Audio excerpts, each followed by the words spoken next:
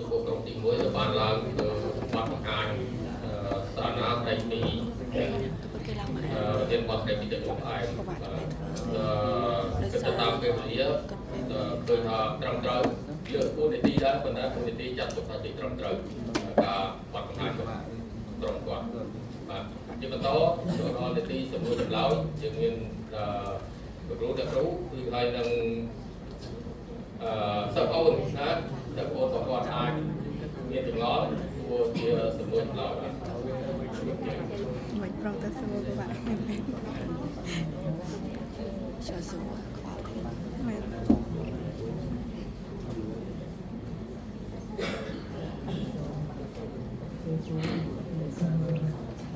ររបៀបមេតងសា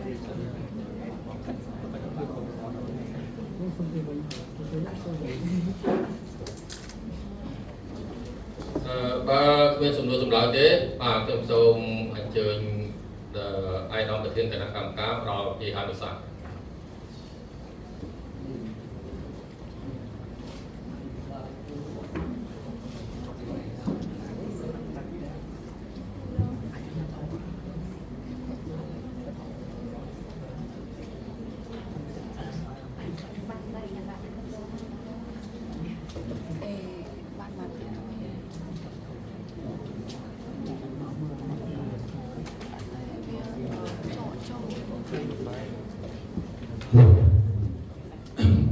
ខ្ញុំអត់មានសំណួរទេប៉ុន្តែខ្ញុំសូមថាមួយទាំង5អ្នកហ្នឹងគឺថាបានជ្រើសរើសទុកពេកជាទំនុំផ្អែមហើយការតាមរយៈការបង្ហាញឃើញបានល្អដូចតែចង់និយាយថាឲ្យនិយមនៃជំងឺទំនុំផ្អែមទាំងប្រភេទ1ប្រភេទ2ហើយដឹងថាមូលហេតុดังนั้นដែលខ្ញុំបានមេរៀនទៅគឺខ្ញុំបានបង្រៀនហើយគឺថាមួយយកធានបទនេះយកមករៀនជាមួយខ្ញុំចិត្តទ្រឹស្ដីដល់យកដល់នេះឃើញថាលទ្ធផលមួយយកមកចុះអនុវត្តជាក់ស្ដែងនៅនឹងគ្លីនិកទំនុំផ្អែមហើយបានបង្កើតបានជាសាលណាយកមកលើកមកនេះហើយតាមរយៈការបង្ហាញហ្នឹងពុំមានអ្វីនេះទៅឃើញថាមានទិន្នន័យមានស្អីគ្រប់ហើយចឹងខ្ញុំនិយាយអីគាត់ថាលើកការសរសើរថាមានកន្លែងគុណសម្បត្តិគ្រប់គ្រាន់សម្រាប់អាចខ្លាយជាកន្លែងអ្នកកន្លែងតាមជាបាល់ហើយគណៈគាត់ជាបុគ្គលិកស្នើមដែលយល់ដឹងអំពីជំងឺទំនុំផ្អែមអាចជាជំងឺមួយដែលកំពុងតែពេញនៅសុខមកយើងក្នុងទិន្នន័យមួយគេថាក្នុងរយៈពេល10ឆ្នាំទៀតគឺទុកផ្អែមសុខខ្មែរឡើង4នាក់មាន1នាក់អញ្ចឹងឲ្យយើងជាការមួយដែលប្រឈមមុខអញ្ចឹងបានថាមួយយកទាំងបទនេះដើម្បីញោចបងប្អូនគ្នាទាំងនិស្សិតទាំងឡើងក្រៅដំណើរត្រូវឲ្យយល់ដឹងយកចិត្តទុកដាក់ពីការងាររៀនសូត្រពីឲ្យច្បាស់លាស់ហើយដើម្បីធ្វើការនៅក្នុង clinic ក្តីគឺត្រូវតែចាប់អារម្មណ៍ទៅលើជំងឺក្នុងឯបានខ្លាំងពីមុនជំងឺនឹងគេ neglige គេមិនសូវនេះទេឥឡូវនេះគឺថាមានកន្លែងរបៀបរបបស្រាវជ្រាវនឹងឃើញថាមួយគួរយកមកធ្វើទៅយើងឃើញថាគួរទុកចិត្តហើយថាបានហើយពឹងផ្អែកទៅលើទិន្នន័យផ្សេងៗដែលបានមកពីclinic ហ្នឹង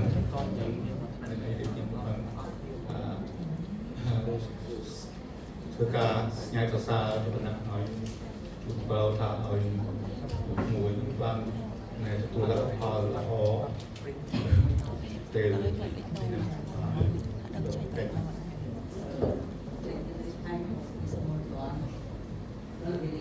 ចង់ថាយើងអត់ខ្វល់តែបាត់ការធ្វើថ្មីតែសំខាន់អត់ដឹងឈប់ណាគីឡូគេរត់ទៅវិញមើលសូមគោរពអង្គសាសនាទាំងអស់យើងបាត់វាឲ្យធ្វើថ្មីតែសំខាន់ពេលយើងជួបចំណែកមានយោបល់ដូចជាទូទៅជាទស្សនវិជ្ជារួមឃើញថាធ្វើបានល្អច្រើនប៉ុន្តែយ៉ាងណាក៏ដោយយើងនៅមានចំណុចខ្លះៗបានកែលម្អ thì mỗi từ lơ bọt bồng hàng cả bọt hàng với cả an ban bằng lõ và tay nhọp bị hai ở sơn trên đặt sầm lệ độ clear bị cho ở suốt sạp á nói mỗi ca với hai tích từ ăn còn từ sản ná nhưng cái thằng xem ho mọi thứ thời gian về vực lại hỏi sầm na xem ho sầm na nó bên chủ đối tài khoản rồi chân chuyện cũng tới của bạn trái càng tại miền sân càng tại bệnh chết là càng chỉ sẹo nó chỉ bệnh chia sát càng tại lò và nhiều bạn bày rồi thì đó rất tại lò thì tỉnh pin rồi ai mới tiết ở đây rằng ở dưới rồi đây rằng dưới người anh xả vốn nhưng anh xả vốn ta CDC hay là cái số khá bảo chẳng đây rằng dưới nó mới chủ động tại chúng nó ngồi tiếp đây chỉ trong cái lại ăn được sạch nhưng xong nên được họ kia chưa bị tràn là được rộng clear muối tại dương đại chân tới đôi chỉ dương đôi chỉ bệnh chia từ lứa từng tí bè dương đại mình tí bè hai cục bụng chám cua đi chóm tùm rúng promote từ đấy vận hành tiền cái này nó dương rồi từ bỏ khi mình cua lại của nó bờ dương gì chân mà này dưới nó đó ăn được xa từ tiền tí bè chân dưới nó thông trường tí bè tiền những cua cài phải biển nó ở biển nó là phải xong rồi chừng là mà bảo là cú mình là phần năng tiểu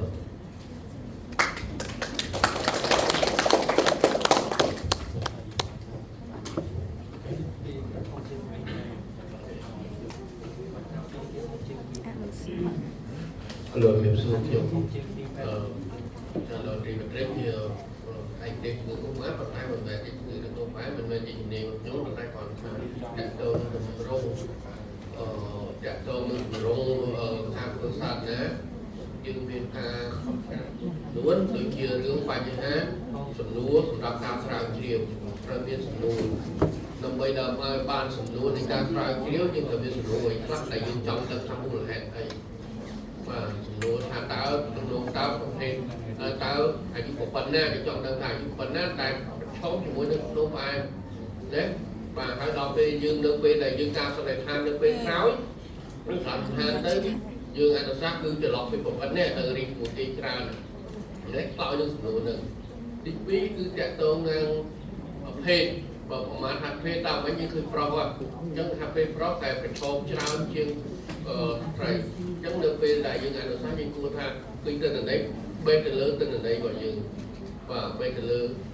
ផ្អែក ទៅ លើ ទៅ នៅ នេះ របស់ យើង ណា បាទ អា នឹង យើង ត្រូវ មាន សំណួរ យ៉ាង តិច ក៏ 3 សំណួរ ដែរ តែ បើ យើង ឆ្លើយ នឹង សំណួរ អ្វី ដែល យើង សួរ ពី មុន មក បាទ ហើយ បញ្ហា រឿង តាក់ទង នឹង ទៅ នៅ នេះ ការ dương thử miền ăn lái hay dương thửបញ្ហារឿងទិន្នន័យតើយើងទិន្នន័យនឹងយើងបានបើមូលហេតុអីបានថាយើងក្នុងកិច្ចសន្យាយើងឃើញថាទិន្នន័យនោះទីពេទ្យមិនមានព្រោះឥឡូវយើងក៏ដល់ EMO អីត្រឹមត្រូវបានច្បាស់លាស់ហើយតែហេតុអីបានថាទិន្នន័យនឹងវាមិនបានគួរតែទិន្នន័យព្រោះទិន្នន័យអត់ហើយមាន EMO មានអីតែខ្ញុំគ្រប់គ្រងនឹងតែថាខ្ញុំមានជំនាញប៉ុន្តែក៏ខ្ញុំជាអ្នកគ្រប់គ្រងនឹងដែរគឺមាន EMO ហើយតែយើងមានទិន្នន័យនឹងតាក់ទងអីហើយនៅក្នុងទិន្នន័យនៅក្នុងលទ្ធផលរបស់យើងអត់ឃើញមានទិន្នន័យឆ្លើយតបថាតើមានលំបាកអីទេអញ្ចឹងយើងគួរតែផ្អែកទៅលើទិន្នន័យរបស់យើងណាព្រោះយើងខំយកបាន100នាក់ហ្នឹងតើទិន្នន័យហ្នឹងមានការលំបាកមិនបាទកិច្ចសន្យាយើងហ្នឹងនឹង include ជាមួយប្រជាជនឬក៏មួយអីហើយពាក់ព័ន្ធនឹងការយល់ដឹងតាក់ទងនឹងការយល់ដឹងរបស់ជំងឺគឺភាគច្រើនគាត់អត់យល់ដឹងការព្យាបាលតាមតែយើងប្រហែល 5-6 ទៅ 10% អញ្ចឹងតែយើងគួរធ្វើយើងត្រូវធ្វើអនុសាសន៍មិនដើម្បីឲ្យអ្នក16% អញ្ចឹងគាត់យល់ដឹងពីរឿងបញ្ហាការប្រើប្រាស់ឆ្នាំហ្នឹងហើយទីពិសេសគឺការយើងជានិកគឺបញ្ហាការអប់រំគឺជាការងារសំខាន់ណាស់ត្រូវមានផែនការថាម៉េចដើម្បីយើងត្រូវការអប់រំជំងឺថាអប់រំមិនត្រូវមកខាទឹកឬក៏គាត់មកកងសួលពិនិត្យជំងឺហ្នឹងតើអប់រំគាត់មិនដើម្បីគាត់យល់ ពីរឿងការងារប្រើប្រាស់ណាស់ដើម្បីឲ្យគាត់ទាញអ្នកដែលជុំវិញមកគាត់មានគ្រួសារគាត់មានអីបាទមានគ្រួសារមានអីរបស់គាត់មកមានតែឈប់ឬក្នុងឯតែគាត់ត្រូវធ្វើតែប្រមាណអាយុពីអាយុប្រមាណទៅប្រមាណដែល screen ហៅ screen ណាបាទនៅខាងហើយចឹងយើងនឹងហើយដែលយើងត្រូវធ្វើយើងត្រូវអប់រំគឺមុខងាររបស់យើងគឺរបស់នោះគឺមាន3នឹង3 4ហ្នឹងបាទគឺទី1គឺការតាមដានការអប់រំបាទការអប់រំការកត់ត្រាណាបើនៅក្នុងទីពេទ្យគឺមានការកត់ត្រាហើយរាយការណ៍ណាដល់4 5ហ្នឹងណាបាទមុខងាររបស់នោះរបស់យើង4 5ហ្នឹងគឺសំខាន់ណាស់យើងធ្វើការកន្លែងណាក៏ដែរគឺការអប់រំការកត់ត្រាបាទការរាយការណ៍ហើយទី4គឺការប៉ាន់ប្រមាណណាសំខាន់ការប៉ាន់ប្រមាណមិនមុននឹងចូលទៅមុខពេទ្យគឺយើងប៉ាន់ប្រមាណមុនណាប៉ាន់ប្រមាណគឺ access របស់យើងគឺសំខាន់ទៅដល់ស៊ីនៅក្នុងទីពេទ្យឥឡូវមានដល់ស៊ីក្រសួងហើយ access មិនអីមិនណាបាទអរគុណ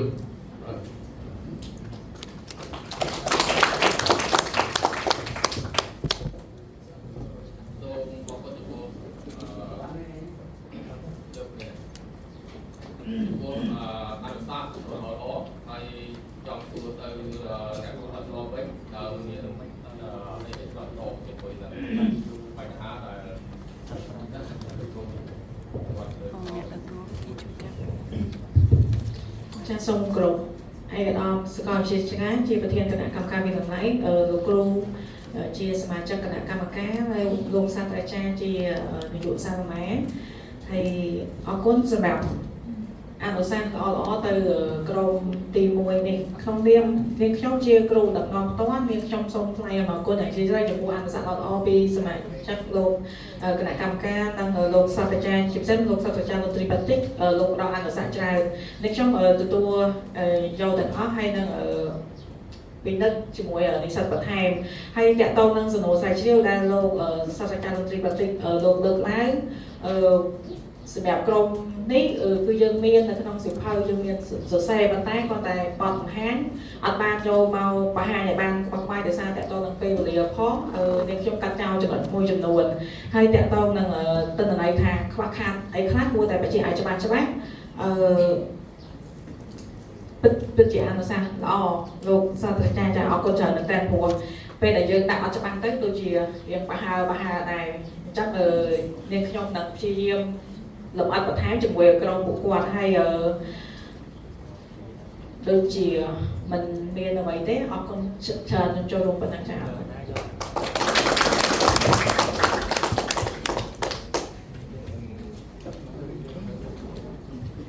មុននឹងបញ្ជូន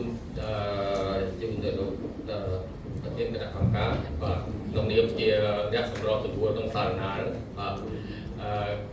ខ្ញុំគាត់បញ្ជាក់ថាប្រធានបទដែលអ្នកក្រុមទី1អ្នកគូសុបញ្ញាប្រោតទៅលើអេយ៉ាបតនិងការប្រព្រឹត្តបាទមិនការដឹកនាំប្រទេសរបស់គាត់មិនសូវប្រោតទៅលើ nursing process ទេបាទនឹងហើយមតិយោបល់របស់លោកគ្រូដែលអនុសាសន៍របស់លោកសាស្ត្រាចារ្យលោកទីបាត្រិកប្រោតទៅលើ nursing process ច្រើនទៀតបាទអញ្ចឹងនេះគាត់តែជាការមើលឃើញរបស់ខ្ញុំទេខ្ញុំអត់ហ៊ានធ្វើអីទេបាទសូមអរគុណហើយជាបន្តទៀតសូមអញ្ជើញក្រុមអញ្ជើញអាយដាមសាកលវិទ្យាធិការដែលជាប្រធានគណៈកម្មការយើងមានអនុសាសន៍បន្តបាទសូមអរគុណសូមអញ្ជើញបាទអរគុណហើយសូមតែអរគុណដល់គណៈកម្មការដូចជាគ្រូអ្នកគ្រូដែលដឹកនាំធ្វើសារណាហើយក៏អរគុណដល់មតិយោបល់ចូលរួមកែលម្អទៅលើសារណានេះហើយខ្ញុំក៏សូមតែអរគុណដល់មួយទាំង5នាក់ដែលបានរៀបចំធ្វើសារណាអ្វីប៉ុន្តែមិនទាន់បានល្អពេញលេញ100%ប៉ុន្តែជារួមជាទូទៅគឺមួយទាំង5នាក់បានខិតខំធ្វើរៀបចំសារណានេះឲ្យចេញជារូបរាងឡើងគឺបានសមរម្យអាចទទួលយកបាននៅអ្វីៗដែលមួយខិតខំហើយ ការរៀបចំខ្លួនអស់ថ្ងៃសំរុំកែល្អនៅអ្វីដែលគ្រូអ្នកគ្រូគាត់ចូលរួមមតិយោបល់មិនទៅក្នុងឯកភាពហើយជាសេចមួយតែជំនាន់ប្អូនទៅរៀបចំធ្វើឆ្នាំក្រោយយើងយកបទពិសោធន៍ឆ្នាំនេះដើម្បីធ្វើទៅឆ្នាំក្រោយកាន់តែល្អជាងនេះតិចតនឹងមានអីទេសូមសរសើរសូមពីបឲ្យមួយនឹងតែម្នាក់ជោគជ័យពេលកន្លងមកអរគុណណាស់